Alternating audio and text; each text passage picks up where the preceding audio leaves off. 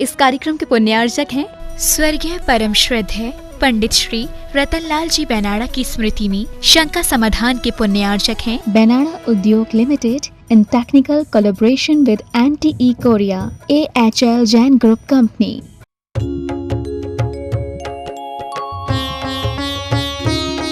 शंका समाधान। नाथ भगवान की जय जय जय। बोलिए समन संस्कृति नायक प्रातः स्मरणीय संत शिरोमणि परम पूज्य स्वाराचार्य गुरुवर विद्यासागर जी महामुनिराज की जय जय जय। बोलिए गुणायतन प्रणेता शंका समाधान प्रवर्तक भावना योग प्रवर्तक प्रखर वक्ता परम पूज्य मुनिवर श्री प्रमाण सागर जी मुनिराज की जय जय जय। बोलिए परम पूज्य मुनिवर श्री अरह सागर जी मुनिराज की जय जय जय। प्रिय बंधुओं, पारस चैनल एवं जिनवाणी चैनल के माध्यम से एवं प्रमाणिक ऐप के माध्यम से प्रसारित होने वाले आज के शंका समाधान के कार्यक्रम से जुड़े देश एवं विदेश के सभी श्रद्धालुओं का तथा पंच कल्याणक प्रतिष्ठा महोत्सव में यहाँ पधारे संपूर्ण देश से अतिथिगण, प्रतिष्ठा के प्रमुख पात्रगण, स्थानीय समाज के उत्साही सभी सज्जन वृंद, मैं आप सबों का पंच कल्याणक प्रतिष्ठा समिति एवं बिलहरे की समस्त जैन पंचायत की ओर से हार्दिक हार्दिक अभिनंदन करता हूँ। बंधुओं, आज पंच कल्याणक प्रतिष्ठा महोत्सव का तृतीय दिवस जन्म कल्याण का पावन दिन है। प्रातः काल भगवान की जन्म होते ही जन्म की प्रक्रिया से लेकर के जन्माभिषेक की प्रक्रिया तक पूरा बिलहरी भक्ति रस में सराबोर है। जयकारों की नाद से पूरा वातावरण गुंजायित है। अभूतपूर्व उत्साह और उमंग मैं देख रहा हूं बिलहरी वालों में, जो निश्चय ही इस आयोजन को ऐतिहासिक स्वरूप देने के लिए तत्पर हैं। बंधुओं, ये सब प्रताप है आचार्य गुरुवर विद्यासागर जी महाराज के आशीर्वाद और पूज्य गुरुदेव के मंगल में स्थानीय जगह कि जो यह संपन्न, यह छोटी सी बिलहरी में एक ऐतिहासिक संपन्न होने जा रहा है पंच कल्याणक प्रतिष्ठा महोत्सव। बंधु, और गुरुदेव की विशेषता है कि गुरुदेव के सानिध्य में जो भी कार्यक्रम होता है वो स्थानीय स्तर का नहीं होकर अंतर्राष्ट्रीय स्तर का होता है। एक बार जोरदार जोरदार नारों से गुंजायित कीजिए, बोले मुनिवर श्री प्रमाण सागर जी महाराज की। चलिए, मैं आपको लिए चलूं शंका समाधान की ओर। इसके पूर्व मैं आपको ये बता दूं कि नवनिर्मित जिनालय के शिखर पर मुख्य कलश चढ़ाने का सौभाग्य प्राप्त किया है। पंच कल्याणक कमेटी महोत्सव के निदेशक गुणायतन ट्रस्टी श्री सेठ सुभाष जी, चंद्र प्रभा जी, शुभम, मोनी, निकिता परिवार सुभाष ट्रांसपोर्ट को जोरदार करते अभिनंदन करके उनका अभिनंदन कर दीजिए। और यहाँ उपस्थित हैं तो वे राजा आमंत्रित हैं नमन कर आशीर्वाद ग्रहण करने के लिए। और बंधु, दूसरे मुख्य कलश को चढ़ाने का सौभाग्य प्राप्त किया है श्री अशोक जैन भगवार वाले। और बंधु, 3 कलश आरोहण होना है, अभी 1 कलश बाकी है। जिन्हें भी सौभाग्य चाहिए वो कमेटी से संपर्क कर सकती हैं। और बंधुओं, मुख्य ध्वजा चढ़ाने का सौभाग्य प्राप्त हुआ है श्री श्रेयांश कुमार जी की धर्मपत्नी श्रीमती इंदिरा जी मोनू परिवार को। हम आपके सवाई सिंघाई श्री श्रेयांश कुमार जी की धर्मपत्नी श्रीमती इंदिरा मोनू परिवार को मैं उन्हें आमंत्रित कर रहा हूं, हजारी गुरु के चरणों में नमन करके आशीर्वाद ग्रहण करें। और बंधुओं, अभी भी कुछ सौभाग्य बाकी हैं। जो भी चाहते हैं इस सौभाग्य में अपना पुण्यार्जन करना, तो उनके लिए अवसर है मंदिर जी के मुख्य द्वार का उद्घाटन और एक मुख्य कलश, जो 3 कलश आप देख रहे हैं, 2 कलश तो सौभाग्य प्राप्त चयन हो चुके हैं, 1 कलश बाकी है, आप इसमें भी अपना भाग ले सकते हैं। और एक बेदी, 3 बेदी बनी है, उसमें 1 बेदी के पुण्यार्जन का भी अवसर बाकी है, आप इसमें भी भाग लेकर के अपना दे सकते हैं, पुण्यार्जन कर सकते हैं। चलिए, अब इसी के साथ मैं आपको लिए चलता हूं शंका समाधान की ओर। और इसके पूर्व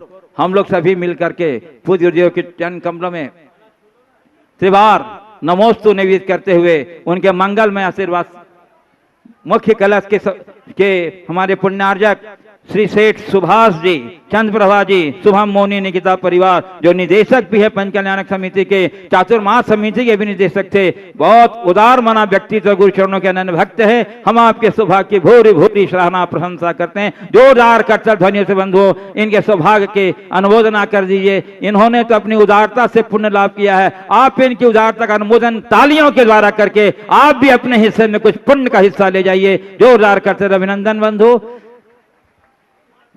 चलिए अब इसके साथ हम लोग सभी सामूहिक रूप से पूज्य गुरुदेव के चरण कमलों में त्रिवार नमोस्तु निवेदित करते हुए उनके मंगल में आशीर्वाद से अपने को ऊर्जावान बनाएंगे। तो बोलिएगा मेरे साथ, नमोस्तु गुरुदेव, नमोस्तु गुरुदेव, नमोस्तु गुरुदेव। चलिए बंधुओं, पूज्य गुरुदेव की अनुमति से गुरुदेव मैं चाहता हूं कि कुछ ऑनलाइन जिज्ञासुओं के प्रश्न से मैं आज के शुभारंभ करूं। प्रथम प्रश्न गुरुदेव यूके लंदन से आया है।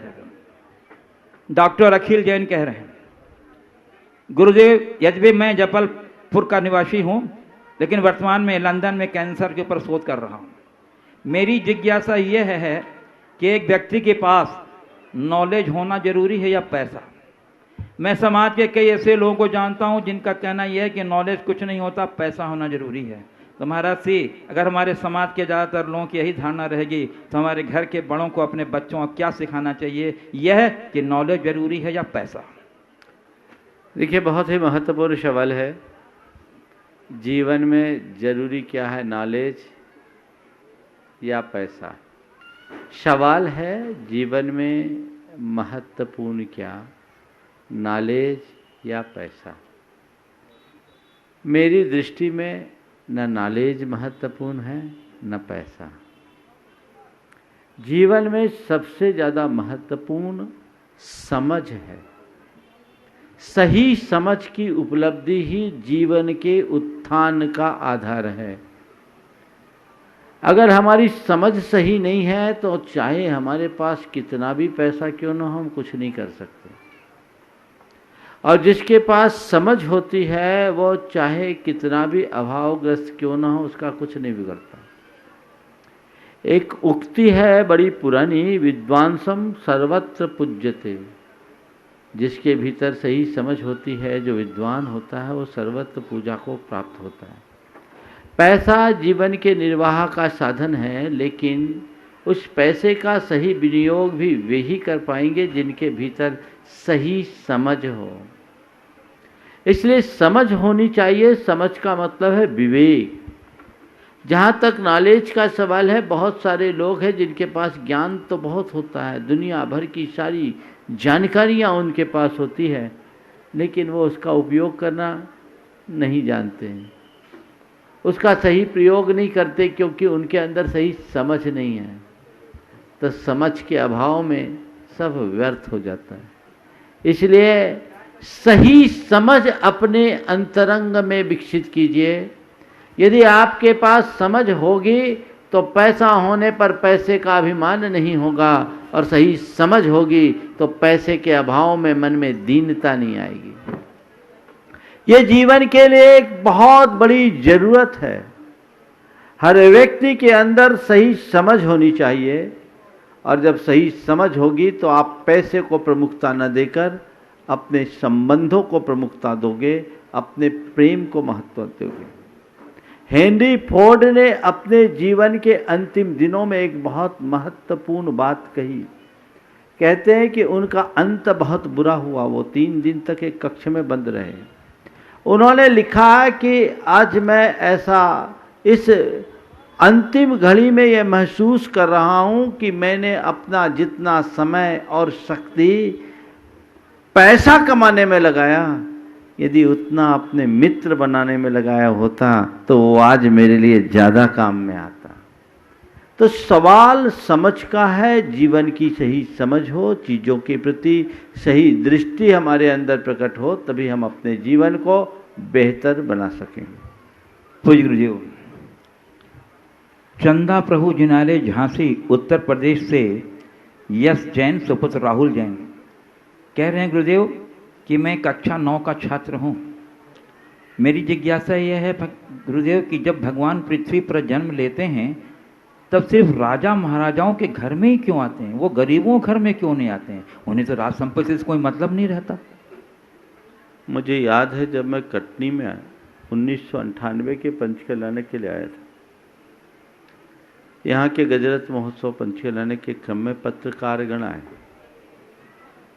और एक पत्रकार ने इसी आशय का सवाल मुझसे पूछा था कि महाराज जितने भी तीर्थंकर आदि महापुरुष हुए हैं वे सब राजा महाराजाओं के घर ही क्यों उत्पन्न हुए? क्या ये जैनों की सामंत शाही मनोवृत्ति का द्योतक नहीं है? मैंने जो उस समय जवाब दिया उसे आज दोहरा रहा हूं। मैंने उनसे कहा नहीं, थोड़ी समझ की चूक है। आप जैन पुराणों को पलट कर देखो तो आप पाएंगे कि जिन तीर्थंकरों की आज हम पूजा अर्चा कर रहे हैं उनके जीवन की कहानी एक कुक्कुट और मरकट के रूप में होती है शुरू, हाथी के रूप में शुरू होती है, शेर के रूप में शुरू होती है, उनकी कहानी एक भील के रूप में शुरू होती है। तीर्थंकरत्व जीवन का चरमोत्कृष्ट रूप है जिसे अपनी क्रमिक साधना के बल पर प्राप्त किया जा सकता है। आज जब हम तीर्थंकरों के चरित्र को पढ़ते हैं तो सामने एक चित्र उनका दिखता है जो राजा महाराजा के रूप में है, लेकिन उनके अतीत में झांक कर देखो वो कहाँ से राजा महाराजा तक पहुँचे। तो ये इस बात का द्योतक है कि पतित से पतित प्राणी भी अपना जीवनोत्थान कर सकता है, भील भी भगवान बन सकता है। भगवान महावीर की जीवन यात्रा तो पुरुरवा भील से हुई। भगवान ऋषभदेव तो कुक्कुट मरकट की अवस्था से अपने जीवन का विकास किए। भगवान पारसनाथ ने तो हाथी से अपने जीवन का क्रमिक विकास किया। तो ये विकास साधना के परिणाम स्वरूप होता है। तो एक भील यदि भगवान बनता है तो इससे बड़े क्षमतावाद का और उदाहरण क्या हो सकता है? कोई बन सकता है। इसलिए तीर्थंकर आदि सब राजा महाराजाओं के यहाँ होते हैं। इसे पढ़कर देखकर किसी तरह का विकल्प मन में मत लाओ और ये सोचो कि साधारण प्राणी भी तीर्थंकर बन सकता है। ये आज़ादी केवल जैन धर्म देता है, क्योंकि जैन धर्म का ही ये मूल उद्घोष है, अप्पा सो परमप्पा। आत्मा ही परमात्मा है। हर आत्मा परमात्मा बन सकता है। आत्मा में परमात्मा बनने की क्षमता है, शक्ति है। तो हम अपनी चेतना का विकास करें, धीरे धीरे आगे बढ़ें। ये विकास तो हर किसी का हो सकता है, हमें उसी दिशा में सोचना चाहिए। पूज्य गुरुदेव, किशनगंज बिहार से सिद्धार्थ जैन कह रहे हैं, प्रश्न ये है कि घर में रहने वाले ब्रह्मचारी को किस तरह रहना चाहिए और कैसा रूटीन फॉलो करना चाहिए? देखिए, ब्रह्मचारी यदि घर में रह रहा है और वो नैष्ठिक ब्रह्मचारी है, आजीवन व्रत ले रखा है, तो उसे घर में एकदम अलिप्तता से रहना चाहिए, साधे वेशभूषा में रहना चाहिए और एक साधक की भांति जीवन जीना चाहिए। कदाचित ग्रह के कार्यों में कोई भागीदारी देनी पड़े तो दें, व्यापार व्यवसाय में भी यदि उसकी सहभागिता आवश्यक और अपेक्षित है तो दें, लेकिन नीति न्याय के साथ सही तरीके से कार्य करें, गलत तरीके से कोई कार्य न करें और घर में अपना आचार व्यवहार इस तरीके का रखें कि उन्हें देखकर लोग समझें कि ये वाकई में ब्रह्मचारी है। वो आपको अपना आदर्श माने, आपके प्रति उनके हृदय में श्रद्धा का भाव उमड़े, ये न लगे कि अरे ये कहाँ हम लोगों के लिए तो बोझ हो गए। इन्हें चाहिए कि हम अपने आप को सुपीरियर ना माने, और घर परिवार के लोगों को चाहिए कि वो उनके प्रति पूर्ण श्रद्धा, पूर्ण भाव रखे कि हमारे घर में एक त्यागी है, एक वैरागी है, जो मोक्ष के पथ पर बढ़ने वाला है। सौभाग्य से आज हमारे घर में है, हम इनका सत्कार करें। यदि ऐसी दृष्टि रख कर के आप चले तो जीवन में एक अलग आनंद की अनुभूति होगी। पूज्य गुरुदेव, बाकल मध्य प्रदेश से श्री संजय मोदी कह रहे हैं, मौन प्रार्थनाएं हमेशा ही जल्दी पहुंचती हैं अपने इष्ट तक, क्योंकि मुक्त होती हैं वो शब्दों के बोझ से। तो गुरुदेव, आज के परिप्रेक्ष्य में क्या यह सच है? क्योंकि ऐसा लगता है कि जो अपने भाव व्यक्त कर देता है आज वही सफल है। मौन प्रार्थनाएं जल्दी पहुंचती है अपने इष्ट तक, क्योंकि वह मुक्त होती है शब्दों के बोझ से।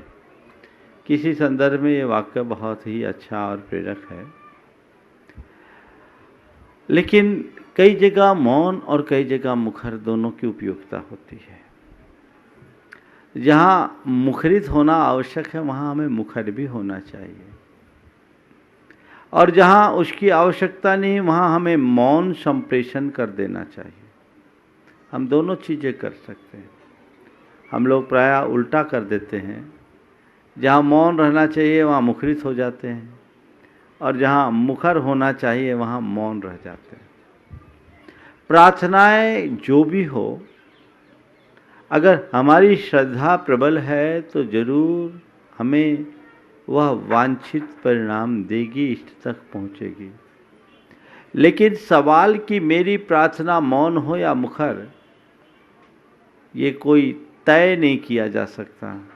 जब प्रसंग जैसा हो उस समय कभी मौन तो कभी मुखर, दोनों चीज़ें अपने हृदय से निकलनी चाहिए। पूज्य गुरुदेव, सागर मध्य प्रदेश से कुमारी उन्नति जैन कह रही हैं, महाराज जी, आज देखने में आ रहा है कि हर तरफ इमोशनल इन्फेक्शन लगातार फैल रहा है। इन्फेक्शन? हाँ जी, इमोशनल इन्फेक्शन लगातार फैल रहा है, जहाँ क्रोध, नफरत, चिंता, डिप्रेशन जैसी बातें संक्रामक रोग की तरह फैलती नजर आ रही है। कोरोना इन्फेक्शन से बचने के लिए 2 गज दूरी, मास्क है जरूरी जैसी बातें चल रही हैं। गुरुदेव, इमोशनल इन्फेक्शन से बचने के लिए क्या उपाय किए जाएं जिससे हम सभी लाभान्वित हो जाएं? देखिए, इमोशनल इन्फेक्शन ये शब्द थोड़ा अलग तरह का लग रहा है। इमोशनल इन्फेक्शन की जगह इमोशनल पॉल्यूशन कहो तो ज़्यादा अच्छा है। और उससे बचने के 2 उपाय हैं। सबसे पहला आत्मनियंत्रण, सेल्फ कंट्रोल। व्यक्ति के अंदर आत्म संयम होना चाहिए, आत्मनियंत्रण होना चाहिए, ताकि वो अच्छे से समझ सके सही क्या है और गलत क्या है। सेल्फ कंट्रोल पूरा होना चाहिए। और दूसरी बात, सकारात्मक सोच, पॉजिटिव थिंकिंग। यदि ये 2 बातें आपके जीवन में उतर जाए तो चाहे सामने वाले का कैसा भी इमोशन हो, आपके ऊपर उसका कोई नकारात्मक प्रभाव नहीं पड़ेगा। दरअसल ये नकारात्मकता हम पर हावी केवल इसलिए होती है कि हम उनसे प्रभावित हो जाते हैं, अपने आप पर नियंत्रण नहीं रख पाते और हमारे अंदर की सोच नकारात्मक बन जाती है। यदि हम दोनों स्तर पर अपने भीतर बदलाव घटित करें तो हमारे जीवन में एक अलग परिणाम घटित हो सकता है।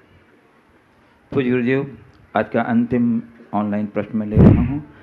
भारत सरकार के director general health servicing central drugs standard control organisation के अनुसार ड्रग्स एंड कॉस्मेटिक रूल्स 1945 में उचित संशोधन की प्रक्रिया चल रही है, जिसके अंतर्गत सौंदर्य प्रसाधन सामग्रियों पर भी खाद्य सामग्री की तरह जिनमें हिंसक सामग्रियों का उपयोग होता है उसके ऊपर लाल या भूरे रंग का चिन्हांकन और जिसमें नहीं होता उस पर हरे रंग का चिन्ह अंकित होना है। परंतु गुरुदेव, 2.5 वर्ष हो गए इस प्रस्ताव को आए हुए, परंतु न तो अभी तक प्रस्ताव पारित हो पाया न लागू हो पाया है, जिससे अहिंसा प्रेमी बड़े दुखी हैं। गुरुदेव, मेरा प्रश्न ये है कि अहिंसा प्रेमी जैन समाज को क्या कदम उठाना चाहिए ताकि ये संशोधन शीघ्र ही पारित और लागू हो सके? देखिए, ये बहुत ही महत्वपूर्ण कदम और महत्वपूर्ण निर्णय है। एक लंबे अंतराल के बाद सरकार का ध्यान इस तरफ गया और जब उसने खाद्य सामग्री और औषधियों में हरे और भूरे रंग के चिन्हों को अंकित करके ये शाकाहार या मांसाहार ये प्रदर्शित कर दिया। लेकिन ये बात जो कॉस्मेटिक चीज़ों के साथ आई है, सौंदर्य प्रसाधन की सामग्री के साथ आई है, वो जुड़ना ही चाहिए। 2.5 वर्षों से अभी इस प्रस्ताव को ठंडे बस्ते में डाला गया है। लेकिन अगर सारे अहिंसा प्रेमी देश भर के, न केवल जैन समाज, देश भर के सारे अहिंसा प्रेमी इस बात को थोड़ा ध्यान दें तो इसमें बहुत बड़ा बदलाव हो सकता है। हमें शासन प्रशासन के माध्यम से अपनी ये बात केंद्र सरकार तक पहुंचानी चाहिए। मुनि श्री अभय सागर जी महाराज इस दिशा में काफ़ी काम कर रहे हैं। उनका संदेश मेरे पास भी आया। इसे आगे बढ़ाएं। आप प्रधानमंत्री के पास, राष्ट्रपति के पास, केंद्रीय स्वास्थ्य मंत्री के पास, स्वास्थ्य सचिव के पास, ड्रग कंट्रोल के जो मुख्य अधिकारी हैं उनके पास ये परिपत्र भेजें। और मैं चाहूँगा इस पूरे के पूरे परिपत्र को प्रमाणिक ऐप में भी दे दिया जाए ताकि लोग वहाँ से डाउनलोड करके अपनी भाषा में जहाँ जहाँ भेजना है उसे वहाँ वहाँ प्रेषित करें। सरकार से ये बात कहे कि ये कॉस्मेटिक चीज़ों में भी लगाई जाए। लोगों की स्वेच्छा उसे क्या प्रयोग करना क्या नहीं करना, लेकिन लोग भ्रम से बच सकें। इससे हम अपने आने वाली पीढ़ियों के साथ बहुत बड़ा उपकार कर पाएंगे, उनको भटकने से बचा पाएंगे। क्योंकि आजकल ब्रांडेड चीज़ों का युग हो गया। हर चीज़ ब्रांड की तरफ लोग भागते हैं। तो इस ब्रांड के चक्कर में कहीं हम अपने धर्म की, अपने संस्कारों की बलि न चढ़ा दें, इस बात का हमें ध्यान रखना बहुत ज़रूरी है। और उसे ही दृष्टिगत रखते हुए ये प्रस्ताव आना ही चाहिए। मैं देश भर के सभी लोगों से ये कहना चाहूँगा जो इस कार्यक्रम को देख और सुन रहे हैं, वे तत्परता से इसे ले और इसे आगे बढ़ाने की सार्थक पहल करें। जो भी शासन और प्रशासन में पैठ रखने वाले लोग हैं वे भी इसे गंभीरता से ले और इसे आगे बढ़ाएं ताकि हम अहिंसा की अलख को जगाए रख सकें। पूज्य गुरु जी, अब मैं आपकी अनुमति से मुखातिब होता हूँ यहाँ उपस्थित जुकासियों की ओर और प्रथम प्रश्न के लिए मैं आमंत्रित कर रहा हूँ जिन्हें मंदिर जगह शिखर पर प्रमुख कलश स्थापित आरोहण करने का सौभाग्य प्राप्त हुआ है। श्री सेठ सुहास जी चंद प्रभा जी, जैन, निदेशक धर्म प्रभावना समिति, निदेशक पंच कल्याणक महोत्सव समिति। एक बार जोरदार करते अभिनंदन से इनका अभिनंदन कर दीजिए बंधु। बड़े सौभाग्यशाली मंदिर पर प्रमुख कलश का आरोहण का सौभाग्य प्राप्त किया है। नमोस्तु नमोस्तु नमोस्तु। गुरुवर, काल और परिस्थिति कोई किसी को पूछ कर नहीं आती है, सिर्फ भावों से जैसा समय बनता है और परिस्थिति आती है उसी के साथ हम ढल जाते हैं। आज मैं मंच पर खड़ी हुई थी, मेरा अचानक भाव हुआ कि इतने अच्छे कलशा हैं और हमने एक वेदी और भगवान को प्रतिष्ठित किया कर रहे हैं, तो ऐसा क्यों ना करें कि एक कलश को भी हम धारण करवा दें। क्योंकि हमारा तो समय ऐसा है, कभी भी हम जा सकते हैं, पर आज जो हम कलश धारण करेंगे वो कई कई युगों तक मंदिर के ऊपर चढ़ा रहेगा और प्रभावना होती रहेगी। गुरुवर, हम यही चाहते हैं कि यह धर्म प्रभावना किसी न किसी तरह किसी भी रूप से आगे बढ़ती जाए और धर्म प्रभावना होती रहे। घर परिवार मकान आदि तो सब चले जाते हैं, पर एक कलशा ऐसा है जो मंदिर के ऊपर रहेगा, वो युगों युगों तक हमारी धर्म की प्रभावना करता रहेगा। गुरुवर, इस कलशा के लिए जो हम कलशारोहण कर रहे हैं इसका क्या महत्व है, इसका हमें मार्गदर्शन दे। सबसे बड़ी बात तो जो शब्द आपने बोले हैं वो शब्द नहीं, सभी के लिए एक बहुत बड़ी प्रेरणा है। बहुत अच्छे भाव आपने प्रकट किए, एक बार जोरदार ध्वनि कर दो। और मुझे लगता है आपके इन शब्दों को सुनने से बहुतों की आंख खुल सकती है। सुबह सुबह ये बैठी थी, पता नहीं बहुत देर से कलश को देखते रही और उठ के आ गई, बोले महाराज जी मुझे कलश रखना है। हमने कहा इससे अच्छी बात क्या है, ये सौभाग्य तो विरलों को ही मिलता है। हम जो भी अच्छे कार्य में लगाते हैं वही अपना है। और ऐसा मनोभाव हमारे हृदय में तभी जगेगा जब हम धन, पैसों और जीवन की नश्वरता का बोध रखेंगे। मनुष्य जीवन भर केवल संग्रह की बात करता है। उसे इस बात का बोध होना चाहिए कि ये तो सब पानी का बुलबुला है, आज रहे कल रहे न रहे कोई भरोसा नहीं। इसलिए कर लो सो काम और भज लो सो राम की बात याद रखनी चाहिए। आपने पूछा है मंदिर के ऊपर कलश का क्या महत्व है। हमारे शास्त्रों में बताया है कि कलश और ध्वजा के बिना मंदिर अधूरा है। बिना कलश और ध्वजा के मंदिर अधूरा है। जब मंदिर पूर्ण होता है, उसके ऊपर कलशारोहण और ध्वजारोहण होता है, तभी मंदिर परिपूर्ण माना जाता है। हमारे शास्त्रों में तो इतना तक लिखा है कि जब तक मंदिर में कलश और ध्वजा न हो तो उस मंदिर में की गई पूजा, प्रार्थना, जप, तप, ये सब प्रभाव शून्य रहते हैं। कलश रखने के बाद ही उनका पूर्ण प्रभाव होता है। इसके पीछे कुछ वैज्ञानिकों ने अपना मंतव्य प्रकट करते हुए कहा कि ये जो मंदिर के शिखर पर कलश होता है, वह पूरे ब्रह्मांड से दिव्य ऊर्जा को ग्रहण करता है, डिवाइन एनर्जी को खींचता है और उससे मंदिर में अपार ऊर्जा का संचार होता है। ये जैसे आपके मोबाइल वगैरह है, आपके टीवी होती है ना, टीवी, तो टीवी के लिए आप लोग क्या करते हैं, D2H में छतरी लगाते हैं ना, तो वो छतरी क्या करता है, सारी वेव को पकड़ करके आपके सेट को देता है, तब वो टीवी काम कर पाती है। इसी तरह जितने भी पॉजिटिव वेव्स हैं उनको ये ग्रहण करते हैं, उससे मंदिर की ऊर्जा बढ़ती है, भरती है। इसलिए कलशों का बड़ा महत्व है।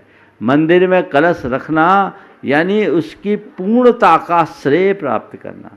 और जब तक ये कलश, जब तक ये ध्वजा, दूर से ही जिन शासन की गौरव गाथा गाएंगे, इसी कलश को देखते हुए आप लोग दृष्टाष्टक स्तोत्र में बोलते हैं, दृष्टम जिनेन्द्र भवनम भवतापहारी। तो ये कलश है, कलश तो पूर्णता का द्योतक है। इसलिए आपने ये जो मनोभाव जगाया, निश्चित तौर पर ये आपके महान पुण्य का द्योतक है। आपके मन में भाव आए और बिना पूछे कर दिया। बाद में सुभाष जी ने कहा, महाराज इनके पास पूर्ण अधिकार है, और ऐसा ही अधिकार होना चाहिए और लाभ लेना चाहिए। और यदि कोई ऐसा कर दे तो उसकी जी भर करके अनुमोदना भी करनी चाहिए, तभी इसका अनुमोदना करनी चाहिए, सराहना करनी चाहिए। हर व्यक्ति को खुल करके आगे आना चाहिए। मैंने पहले से बोला था, बोलियां तो रखनी नहीं है, जिसको करना है अपने आप बोलेंगे। हो गए, 2 हो गए, तीसरा भी होल्ड ही है, लगभग तय है, केवल आने की भर देर है। सामने वाले ने अपना मंतव्य प्रकट किया है, जिसके भाग्य में होगा उसी को ये लाभ मिलेगा। लेकिन मैं आप सबसे कहता हूँ, जो भी बातें यहाँ आती है, पहले मैं की भावना भाव और कर लो, यही आपके हाथ रहेगा। नमोस्तु गुरुवर। आमंत्रित कर रहा हूँ द्वितीय कलश आरोहण करने का सौभाग्य जिन्होंने प्राप्त किया है, श्री अशोक जैन भगवार वाले। और उसके बाद तैयार रहेंगी श्रीमती शालू शैलेंद्र जैन कंजे कटनी, अध्यक्षा महिला परिषद कटनी। महाराज श्री के चरणों में त्रिवार नमोस्तु नमोस्तु नमोस्तु। महाराज श्री, मेरा प्रश्न यह है, कभी कभी जीवन में ऐसी विपत्तियां आ जाती हैं कि उसका हम सामना नहीं कर पाते हैं। उन विपत्तियों का हम कैसे सामना करें और अपने को कैसे मन वो रखें कि विचलित नहीं हो। सुंदर। देखिए, सबसे पहले तो मैं आपके प्रति सद्भावना प्रकट करता हूँ। अभी कुछ दिनों पूर्व आपकी धर्मपत्नी का वियोग हुआ। वो कैंसर की बीमारी से संघर्ष करते करते अपने शरीर को पूर्ण भेद विज्ञान और जागरूकता के साथ त्यागी है। मैं आपको संबल देना चाहता हूँ और चाहता हूँ कि कि इसे शोक का निमित्त न बनाकर वैराग्य का निमित्त बनाए। उन्होंने अपने जीवन की राह पूरी की, हमें अपनी राह दिखा दी, ऐसा माने और सही रास्ते पर चलें। इसलिए इसे एक विपत्ति न माने, इसे एक संयोग माने। जहाँ तक जीवन में आगत विपत्तियों के सामने अपने दृष्टिकोण का सवाल है, तो हम हमेशा कभी भी कोई भी विपत्ति आए, कैसी भी विपत्ति आए, 4 बातों को ध्यान में रखें। ये 4 बात हृदय में अंकित कर ले, कहीं कैसी भी विपत्ति हो हमारा मन विचलित नहीं होगा। पहली बात, कर्म सिद्धांत पर विश्वास रखें। ये सोचें, विपत्ति हो या संपत्ति, सब कर्मों का खेल। संसार के सारे संयोग कर्माश्रित हैं, अच्छे हो तो और बुरे हो तो। ये समझ अपने मन में विकसित कर लोगे तो मन विचलित नहीं होगा। विपत्ति हो या संपत्ति। राजा भोज के पास एक विचित्र सा भिखारी पहुंचा। द्वारपालों से कहा, जाओ राजा से बोलो कि आपका भाई आपसे मिलने आया है। भाई मिलने आया है। उसकी फटे हाल सी दशा देखकर लोगों को लगा कि राजा भोज का भाई कैसे होगा। फिर भी कुतूहलवश राजा के पास पहुंचा है संदेश। एक विचित्र फटे हाल सा आदमी आया है, दरिद्र है, और वो अपने आप को आपका भाई बोलता है, अंदर आना चाहता है, आपसे मिलना चाहता है। क्या करूं? राजा ने कहा, ससम्मान लेके आओ। अब आया तो राजा भोज भी उसको देखकर बहुत चक्कर रह गया, ये कौन? और आते ही उनने प्रश्न कर दिया, पहचाना मुझे? पहचाना? बोलो कुछ नहीं पहचान पाया क्या? मुझे मालूम था तुम नहीं पहचानोगे, पर मैं तुम्हारा भाई हूं, मैं तुम्हारा भाई हूं। मेरे भाई कैसे हो गए? बोले देखो भाई, संपदा आपदा मम मातासी संपदा तथैव तव। आपदा मम मातासी संपदा तथैव तव, आपत संपत्त्यो भागिन्यो तस्माद आवाम सहोदरो। राजन, मेरी माँ का नाम आपदा है और तेरी माँ का नाम संपदा है, और आपदा और संपदा दोनों सगी बहनें हैं, तो हम लोग दोनों भाई हो गए कि नहीं हुए? मौसेरे भाई। तो ये अनुकूलता पुण्य का फल और प्रतिकूलता पाप का फल है। पुण्य और पाप बाहर की परिणति है, इस पर विश्वास रखो। दूसरी बात, चारों कर दो जी। एक बात हृदय में अंकित करो, संयोग वियोग में है। अच्छा है वो भी जाएगा, बुरा है वो भी जाएगा। टिकने वाला कोई संयोग नहीं है।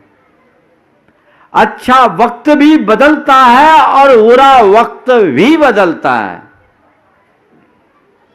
घबराओ मत। तीसरी बात, सकारात्मक सोचो। और चौथी बात, आशावादी बनो। आज बुरा है, कल अच्छा होगा।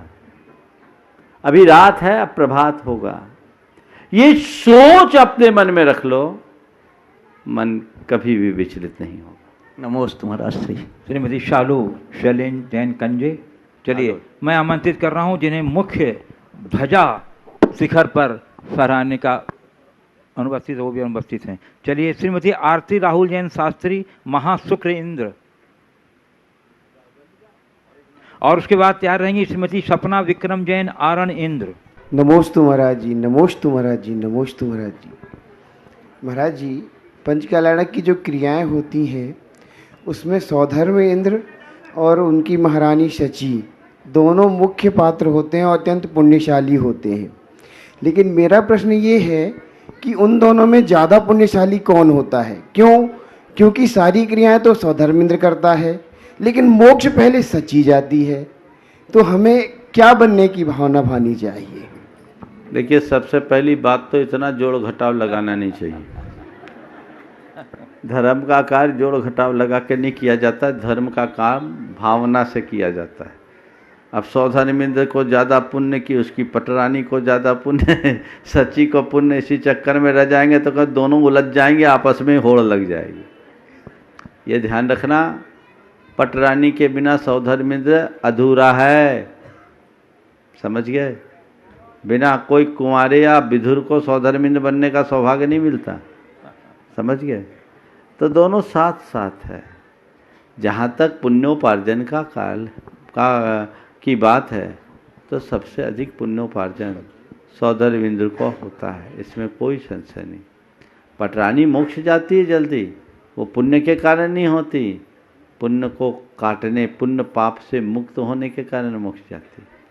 पटरानी की उम्र अल्प होती है, आयु कम होती है, वो जल्दी नरभाव पा करके मुनि बन करके मोक्ष जाती है।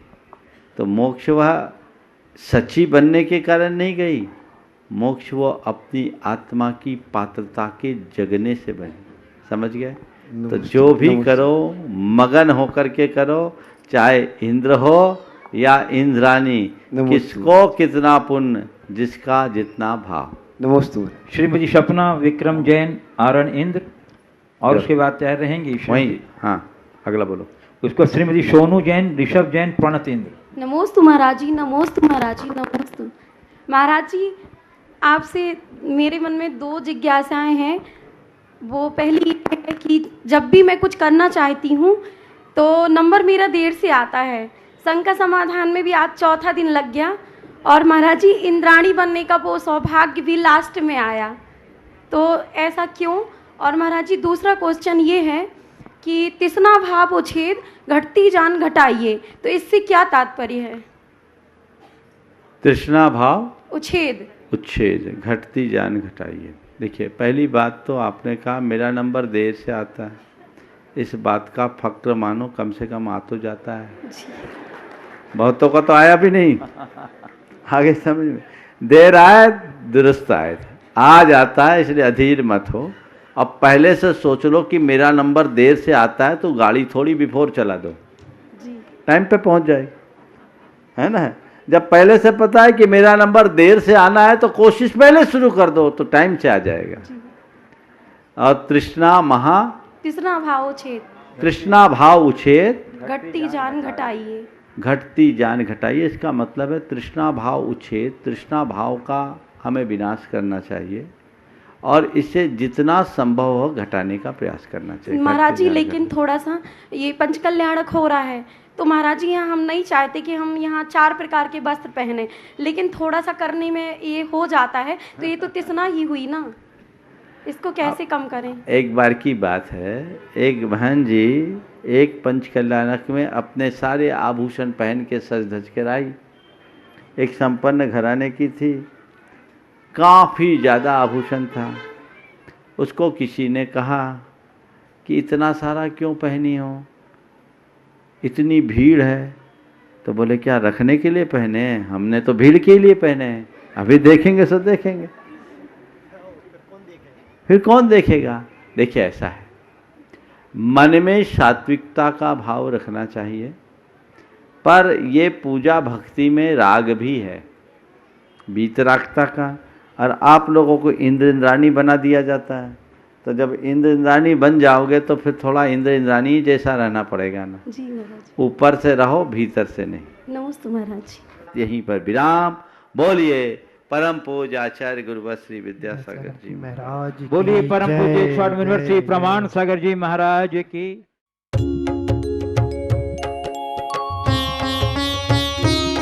शंका समाधान।